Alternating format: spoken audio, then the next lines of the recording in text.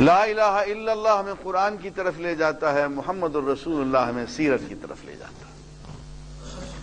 اور دوستو، اس کلمے کا جب ہم یہ کلمہ پڑھتے ہیں اور اسلام میں داخل ہوتے ہیں تو دراصل ہم اللہ کے ساتھ یہ عہد کر رہے ہوتے ہیں کہ اے اللہ، تیرا قرآن پڑھیں گے، تیرا قرآن سیکھیں گے، سکھائیں گے، اس کو نافذ کریں گے، اور اے اللہ تیرے حبیب محمد الرسول اللہ کی سیرت سیکھیں گے، سکھائیں گے اور اس پہ عمل کریں گے اور اس کے مطابق معاشرہ وجود میں لائیں گے۔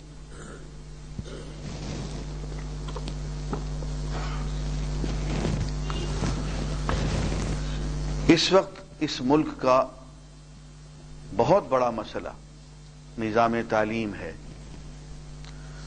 کل ایک اخبار کو روزنامہ تھا، اس کے ٹیلی فون پہ بہت بڑا انٹرویو لیا انہوں نے مجھے پرسوں۔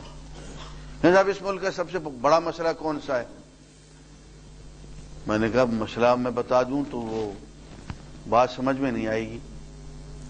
میں کہا آپ کسان سے پوچھیں گے، مزدور سے پوچھیں گے، وہ کہے گا مہنگائی ہے۔ مجھ سے پوچھیں گے تو میں کہوں گا کہ مہنگائی جو ہے وہ سبب نہیں ہے، وہ نتیجہ ہے کسی اور برائی کا۔ کہیں گے وہ برائی کیا ہے؟ میں نے کہا کرپشن، بدعنوانی، بے ایمانی۔ لیکن یہ بھی نتیجہ ہے ایک اور بہت بڑے سبب کا۔ کہیں گے وہ کیا ہے؟ میں نے کہا اسلامی نظام تعلیم کا نہ ہونا، ایمان اور عمل صالح کا نہ ہونا۔ اس لیے کہ وہ نظام تعلیم جس میں علم کو اللہ کے ساتھ جوڑا نہ گیا ہو، جس میں اقرأ بسم ربک الذی خلق کی گھن گرج نہ ہو، صرف معلومات آپ دیتے چلے جا رہے ہیں، ڈاکٹر انجینئر بناتے چلے جا رہے ہیں، پارلیمنٹیرین بیوروکریٹ بناتے چلے جا رہے ہیں، کبھی دھیان نہیں آیا کہ اس کو انسان بھی بنانا ہے۔ پتہ چلا کہ وہ آخری درجے پہ پہنچ گیا، وزیر ہو گیا، فلاں ہو گیا، فلاں ہو گیا، بہت چوٹی کا ڈاکٹر بن گیا، لیکن ذرا سے چھلکا اتارا تو پتہ چلا یہ تو انسان تو نہیں ہے، یہ تو کوئی روبوٹ چلا آ رہا ہے۔ ہم نے اس ملک میں روبوٹس اکٹھے کر لیے ہیں، بڑے اچھے انجینئر ہیں جی، بڑے اچھے ڈاکٹر۔ کیا ہے بھائی؟ جو چھوٹا ڈاکٹر ہے وہ چھوٹا جیب تراش ہے، جو بڑا ڈاکٹر ہے وہ بڑا جیب تراش ہے۔ جو چھوٹا انجینئر ہے، جاؤ سڑکوں کو جا کے دیکھو، وہ چھوٹا چور ہے، جو بڑا انجینئر ہے وہ ڈیکوائٹ ہے، بہت بڑا ڈاکو ہے۔ وہ چھوٹا افسر چھوٹا بدماش ہے، بڑا افسر بڑا بدماش ہے۔ اس لیے پاکستان بنایا تھا، یہ اسلامی ریاست ہے، یہ اسلامی نظام حکومت ہے۔ یہ بات میں اس لیے کہہ رہا ہوں کہ آنے والی جو حکومت ہے اس کے سربراہ نے بار بار خلافت راشدہ کا نام لیا، اور ہمارے دل سے دعائیں نکلیں کہ اے اللہ اس شخص کو خلوص بھی عطا فرما دے، جو کہہ رہا ہو اس پہ واقعتاً یہ عمل کرے اور اس سے عمل کروا دے۔ اب خلافت راشدہ ہوا سے نہیں اترے گی۔ میں آپ کو بتاؤں خلافت راشدہ کی ابتدا کہاں سے ہوگی؟ خلافت راشدہ کی ابتدا میرے دوستو دیکھنے میں تو ایوانوں سے ہوگی، پارلیمنٹ سے ہوگی، عدالتوں سے ہوگی، سیکریٹریٹ سے ہوگی، لیکن وہ بہت کمزور اور عارضی ہوگی۔ اس کی ابتدا اسکولوں سے ہوگی، مدرسوں سے ہوگی، کالجوں سے ہوگی، یونیورسٹیوں سے ہوگی، مسجدوں سے ہوگی۔ اس کی بنیاد تعلیم اور تربیت ہے۔ قانون سازی تو بڑی عارضی چیز ہے۔ آج آپ قانون بناتے ہیں، 5 سال کے بعد پھر کوئی ایسی حکومت وہاں سے باہر سے مینڈیٹ لے کے آ جاتی ہے، باہر کا ایجنڈا لے کے، ساری آپ کی کلیئر کرائی وہ سب سارا رول بیک ہو جائے گا وہ۔ اس لیے نظام تعلیم یہ بنیادی بات ہے میرے دوستوں اور عزیزان گرامی۔ اس ملک کا مسئلہ امن و سلامتی ہے۔ امن کہاں سے آتا ہے؟ ایمان سے آتا ہے، سلامتی کہاں سے آتی ہے؟ اسلام سے آتی ہے۔ اب آپ پرسوں چاند دیکھیں گے نا، آپ کیا دعا مانگیں گے؟ اللہم احلہ علینا بالامن والایمان والسلامت والاسلام۔ اے اللہ، یہ چاند تو نے اتارا ہے، یہ مہینہ شروع ہو گیا ہے، یہ مہینہ ہمارا امن اور ایمان سے گزرے، سلامتی اور اسلام سے گزرے۔ حضور کے الفاظ ہیں، اور حضور اس طرح سے نہیں بولا کرتے تھے کہ ایسے ہی وہ قافیہ، نہیں نہیں نہیں، اگر امن اور ایمان کا لفظ اکٹھے آ گئے ہیں تو بلا وجہ حضور نے نہیں کہے ہوں گے۔ اس کا مطلب یہ ہے کہ امن جو ہے وہ ایمان کے راستے سے آتا ہے، اور سلامتی اسلام کے راستے سے آتی ہے۔ تو عزیزان گرامی، پھر ہمارا سب سے بڑا مسئلہ تو ایمان اور اسلام ہو گیا۔ یہ کہیں سے لے کے آ جاؤ، امن برپا ہو جائے گا۔ وہ خاتون آئی مسجد نبوی کے قریب آ کے اونٹنی سے اتری، بڑھیا خاتون۔ صحابہ نے پوچھا بی بی کہاں سے آئی ہو؟ اس نے کہا صنعاء سے آئی ہوں۔ 1000 میل سے زیادہ فاصلہ ہے دوستو۔ بی بی آپ سارا راستہ اکیلے؟ کہنے لگے ہاں۔ بی بی ڈر نہیں لگا؟ کہنے نہیں، اب اسلام آ گیا تو اب کس کا ڈر؟ جب اسلام آ جاتا ہے تو سلامتی آ جاتی ہے۔ دیکھیں، میں سعودی عرب کا، ان کے نظام کا میں ان کے حق میں نہیں ہوں۔ ان کا سیاسی نظام جو ہے وہ طاغوتی ہے، لیکن ایک جگہ انہوں نے ایک چھوٹے سے پاکٹ میں انہوں نے اسلام نافذ کیا ہے، اور وہ پاکٹ جو ہے صرف لیگل فریم ورک کا ہے، صرف چھوٹا سا پاکٹ ہے، باقی دور دور تک اسلام نظر نہیں آتا۔ اس پاکٹ کی وجہ سے کہ قانون جو ہے وہ شرعی ہے، اور عدالتیں شرعی قانون کے مطابق فیصلے کرتی ہیں، اتنا امن ہے دوستو، ابھی تک اتنا امن ہے کہ کئی مرتبہ ہم نے یہ کیا کہ رات کو جاتے ہوئے 1 بجے 2 بجے ڈرائیو کرتے ہوئے نیند آنے لگی، اونگ آنے لگی، گاڑی کو وہیں روکا، سڑک کے کنارے بستر ڈگی سے نکالا، خود بھی بچے بھی وہیں سو گئے۔ خواتین نے زیورات پہنے ہوئے ہیں، جیب میں ہزاروں روپے کیش موجود ہے، کوئی ڈر نہیں ہے کہ کوئی آ کے چھین کے لے جائے۔ اس لیے کہ اسلام جو ہے وہ سلامتی لے آتا ہے۔ تو عزیزان گرامی، اس مرتبہ ہم گزارش کریں گے کہ اگر اللہ نے موقع دیا ہے تو آپ حضرات بھی مطالبہ کریں، اور ہم ان کو بھی بار بار کہیں گے کہ جناب اس مرتبہ موقع ضائع نہ کریں، اس کو استعمال میں لائیں اور اسلام کو نافذ کریں، خلافت راشدہ کے لیے بنیاد باندھیں۔ اس لیے کہ خلافت تو آئے گی، اس لیے آئے گی کہ میرے حبیب صلی اللہ علیہ وسلم کے منہ سے یہ الفاظ نکل گئے۔ آپ نے فرمایا میری امت پہ 5 دور آئیں گے، میری امت پہ 5 دور آئیں۔ پہلا دور فرماتے ہیں میرا دور ہے، بہترین، انسانیت کا بہترین دور، golden age of human history. وہ زمانہ ہے خوشاب دور کے یثرب مقام تھا اس کا، خوشاب دور کے دیدار عام تھا اس کا، وہ انسانیت کا سنہری دور۔ فرمایا یہ پہلا دور میری امت پہ، میرا دور۔ دوسرا دور فرمایا خلافت راشدہ کا دور، ابو بکر، عمر، عثمان، علی رضوان اللہ، امام حسن، امام حسین رضوان اللہ تعالی علیہم اجمعین، ان کی خلافت کا دور۔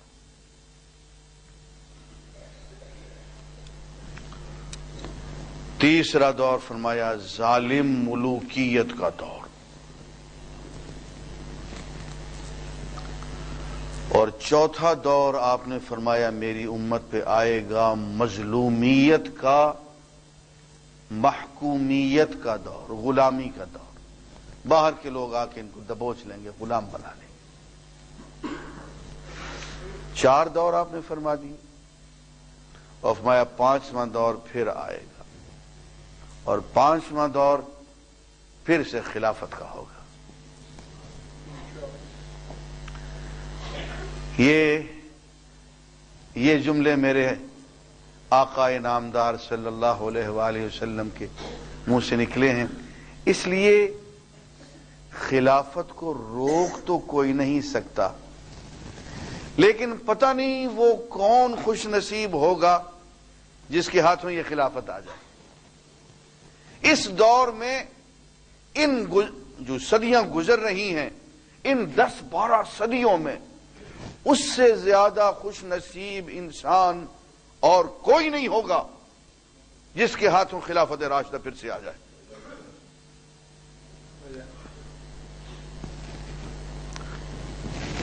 یار دنیا میں 160 ملک ہیں اس وقت، ان میں جو 60 ملک مسلمان ہیں، 100 ملک مختلف دینوں ادیان کے ہیں۔ 160 وزیر اعظم تو ہوں گے نا؟ کتنے وزیر اعظموں کے ناموں کو آپ جانتے ہیں؟ تو وزیر اعظم آتے ہیں، چلے جاتے ہیں، مرمرا جاتے ہیں، کوئی ان کو پوچھتا نہیں، کسی کو ان کے ناموں کا پتہ نہیں ہوتا۔ لیکن عمر بن عبدالعزیز کو تو کوئی نہیں بھولا۔ صرف 2.5 سال، بھائی عمر بن عبدالعزیز سے پہلے بھی لوگ گزر گئے، اس کے بعد بھی گزر گئے، لیکن عمر بن عبدالعزیز رحمت اللہ علیہ، اس کے بعد دیکھیں بہت لوگ اور بھی آئے۔ کیا کیا تھا اس نے کوئی اپنی جاگیریں بنائی تھی؟ عمر بن عبدالعزیز نے کوئی کارخانے لگائے تھے؟ عمر بن عبدالعزیز نے اپنی آئندہ نسلوں کے لیے کوئی حکومت کا بندوبست کیا تھا؟ اور یار صرف 2.5 سال اس کی حکومت تھی، صرف ایک کام کیا تھا، اس نے کہا تھا میں آقا نامدار کے طریقے پہ حکومت کروں گا، پھر سے خلافت کو میں لے آؤں گا، چنانچہ وہ خلیفہ بن گیا۔ تو دنیا میں وزیر اعظم بننا کوئی بڑی بات نہیں ہے۔ دنیا میں ہر وقت 160 وزیر اعظم موجود ہوتے ہیں جن کا نام کا ہی ہمیں پتہ نہیں کون ہے کیا نہیں، مرکب جائیں گے کسی کو پتہ نہیں ہوگا۔ لیکن اے کاش اب جو شخص آنے والا ہمارا وزیر اعظم ہے وہ صرف وزیر اعظم نہ ہو، وہ عمر بن عبدالعزیز کا متبع اور مقلد ہو۔ لوگوں کو اندازہ نہیں ہے کہ ساری عزت اس میں رکھی ہوئی ہے۔ وہ حضرت عمر کو پروٹوکول دیا گیا نا خلیفہ کا کہ جی آپ خلیفہ بن کے جائیں بیت المقدس میں، اور بیت المقدس کی چابیاں آپ ایک ٹھیک ٹھاک پروٹوکول والے خلیفہ کی حیثیت سے وصول کریں، شاہانہ ٹھاٹ باٹ سے جائیں۔ ایک مشکی گھوڑا لے کے آئے، شاہی پوشاک لے کے، سیدنا عمر بیچارے دیکھتے رہے تماشا کہ یہ میرے صحابی میرے ساتھ کر کیا رہے ہیں۔ تو حضرت عمر سے کہا کہ یہ شاہی پوشاک آپ پہنا دی، دیکھا اپنے آپ کو، مشکی گھوڑے پہ بیٹھ گئے، مشکی گھوڑا چلا اور اس کی شاہی چال تھی، مشکی گھوڑے پہ بھی سواری کر لی، شاہی پوشاک بھی پہن لی۔ کہنے لگے اب گھوڑا بھی بدل دو، اونٹ لے آؤ، اور شاہی پوشاک بھی میری اتار لو، میرا وہی پیوند والا کرتا لے آؤ۔ نحن قوم اعزنا اللہ بالاسلام، ہم وہ قوم ہیں کہ ہمیں اللہ نے اس پروٹوکول سے عزت نہیں دی ہے، ہمیں اللہ نے اسلام سے عزت دی ہے۔ اور یہی حضرت عمر مکہ میں گئے، مکہ کے پہاڑوں سے گزرنے لگے، رونے لگے۔ صحابہ نے پوچھا کہ امیر المومنین کس بات پہ روتے ہیں؟ کہنے لگے یہ وہ جگہ ہے جہاں میرا باپ خطاب مجھے چھڑیوں سے مارا کرتا تھا، اس لیے کہ مجھے وہ اونٹ چرانے کو دیتا تھا، اور اونٹ مجھ سے چرائے نہیں جاتے تھے، اونٹ بھاگ بھاگ جاتے تھے، کوئی اونٹ ادھر بھاگ جاتا تھا، کوئی اونٹ ادھر بھاگ جاتا تھا۔ میرے والد کو میرے بارے میں، میرے کیریئر کے بارے میں، میرے مستقبل کے بارے میں فکر تھی کہ میں چرواہا نہیں بن سکوں گا، میں اونٹ چرانے والا نہیں بن سکوں گا۔ وہ اس بات پہ پریشان تھا اور مجھے مارتا تھا۔ قربان جائیے محمد الرسول اللہ صلی اللہ علیہ وسلم کی، آپ کے قدموں کی برکت دیکھیے کہ عمر جو کہ چرواہا نہ بن سکا، اس نے پوری انسانیت کو چرا کے رکھ دیا۔ پوری انسانیت کا اللہ نے اس کو، جو اونٹ نہ چرا سکا، اونٹ چرانے میں جو شخص ناکام ہو گیا، اونٹ اس کے قابو میں نہیں آئے، وہ قیصر و کسریٰ دونوں کو اس نے نیست و نابود کیا، اور پوری انسانیت کا وہ ایک چرواہا بن گیا، ہادی و مرشد بن گیا۔ یہ کیا ہے؟ یہ اتباع رسول کی، یہ نسبت رسول کی برکت ہے۔ تو عزیزان گرامی، ہم آج کے اس جمعے میں آنے والی حکومت کے افراد کو، ان کے قائد کو یہ پیغام بھیجتے ہیں کہ وزیر اعظم تو آپ پہلے بھی بنے تھے، لیکن وزیر اعظم بن جانا سب کچھ نہیں ہوتا۔ اصل بات یہ ہے کہ عمر بن عبدالعزیز، سیدنا ابوبکر صدیق، عمر فاروق، عثمان غنی، حضرت علی، عمر بن عبدالعزیز رضوان اللہ تعالی، ان کے نقش قدم پہ چلیں، پھر آپ کو پتہ چلے گا کہ وزارت، حکومت اس کے مقابلے میں کوئی چیز نہیں، اس کے پاس میں وہ ذرہ برابر بھی نہیں ہے۔ اصل چیز جو ہے وہ محمد الرسول اللہ کی غلامی ہے کہ محمد سے وفا تو نے تو ہم تیرے ہیں، یہ جہاں چیز ہے کیا، لوح و قلم تیرے ہیں۔ وآخر دعوانا ان الحمدللہ رب العالمین۔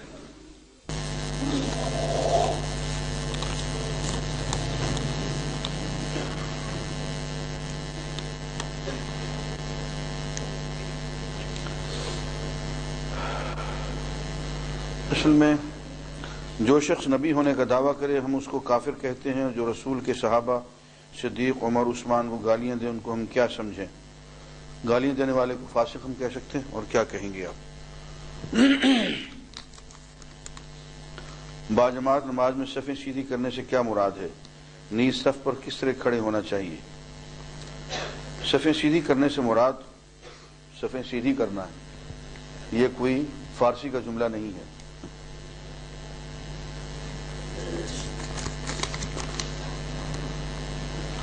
اللہ تعالیٰ پر ایمان میں پختگی کیسے لائی جائے؟ ہاں یہ وہی نا بات، اللہ اور قیامت اور جنت دوزخ کی یقین میں پختگی کیسے لائی جائے؟ یقین اللہ کی کتاب سے آتا ہے۔ قرآن مجید کو کھول کے سمجھ کے بار بار پڑھیں، ایمان میں پختگی آ جائے گی۔ دوسرا کام، وہ لوگ جنہیں ایمان میں پختگی حاصل ہے ان کی صحبت میں بیٹھا کریں۔ کسی انسان کا قرض مجھ پر ہے لیکن میرے لیے ممکن نہیں کہ اتاروں، اور ڈر ہے کہ آج اگر مر گیا تو انسان کا قرض مجھ پر رہ جائے گا جسے اللہ بھی معاف نہیں کرے گا، کیا کروں؟ قرض سے نجات کے لیے کوئی دعا، اور ایک مرتبہ صلاۃ تسبیح کا طریقہ بتا دیں۔ قرض سے نجات کے لیے جو دعائیں حضور اکرم صلی اللہ علیہ وآلہ وسلم نے ارشاد فرمائی ہیں، حضرت علی کرم اللہ تعالی کو قرض تھا، آپ نے وہ دعا تلقین فرمائی اور قرض دور ہو گیا۔ کئی دعائیں ہیں لیکن اس میں جو بہت مشہور ہے وہ تو یہی ہے، اللہم، کیا ہے وہ؟ بلال کہاں ہے؟ اللہم اکفنی بحلالک عن حرامک واغننی بفضلک عمن سواک۔ اور بھی ہیں دعائیں لیکن یہ سب سے مشہور دعا ہے، اور حضرت علی کا قرض اس سے دور ہو گیا۔ آپ نے فرمایا کہ پہاڑ کے برابر بھی قرض ہو تو اس سے دور ہو جاتا ہے۔ صلاۃ تسبیح کے دو طریقے ہیں، جو آسان طریقہ ہے وہ میں سمجھا دیتا ہوں۔ وہ یہ ہے کہ مقصود یہ ہے کہ ہر رکعت میں آپ 75 مرتبے تسبیح پڑھیں، 4 رکعت نماز پڑھیں، اس میں 300 مرتبے تسبیح آ جائے گی۔ اللہ اکبر آپ کہیں، 15 مرتبے آپ یہ تسبیح پڑھ لیں، سبحان اللہ والحمد للہ ولا الہ الا اللہ واللہ اکبر، 15 مرتبے پڑھ لیں۔ پھر سورہ فاتحہ، پھر قل هو اللہ، جو بھی سورت پڑھتے ہیں، پھر 10 مرتبے یہ تسبیح پڑھیں۔ رکوع میں چلے جائیں، رکوع میں جو کچھ کرتے ہیں وہ سبحان ربی العظیم وہی ہوگا، ساتھ ہی 10 مرتبے تسبیح پڑھ لیں۔ رکوع سے کھڑے ہوں، سمع اللہ لمن حمدہ ربنا لک الحمد، اور ساتھ ہی 10 مرتبے تسبیح پڑھ لیں۔ ایسے ہی سجدے میں چلے جائیں، سبحان ربی الاعلیٰ 3 مرتبے پڑھیں، 10 مرتبے تسبیح پڑھ لیں۔ سجدے سے اٹھ بیٹھیں، 10 مرتبے تسبیح پڑھیں، پھر سجدے میں جائیں، 10 مرتبے تسبیح پڑھیں، یوں 75 مرتبے تسبیح ہو گئی اور 1 رکعت پوری ہو گئی۔ کھڑے ہو جائیں اور کھڑے ہو کے پھر ویسے ہی شروع کر دیں، 15 مرتبے تسبیح اور بسم اللہ، سورہ فاتحہ اور قل هو اللہ اور 10 مرتبے، یوں 4 رکعتیں پوری کریں۔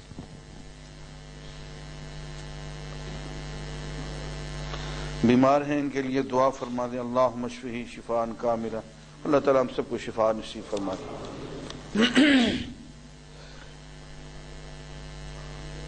اگر کوئی ماں وضو کرے اور اس کے بعد اسے اپنے بچے کو دودھ پلانا پڑے تو کیا اسے دوبارہ وضو کرنا پڑے گا؟ جی نہیں، بلکہ دودھ وضو سے ہی پلانا چاہیے۔ پچھلے جمعے آپ نے بتایا تھا کہ شیعہ کو بھی مسلمان کہیں گے، حالانکہ ان کا کلمہ ہمارے کلمے سے مختلف ہوتا ہے، اور بہت سی ایسی باتیں ہیں جو دل اور ذہن بھی قبول نہیں کرتا۔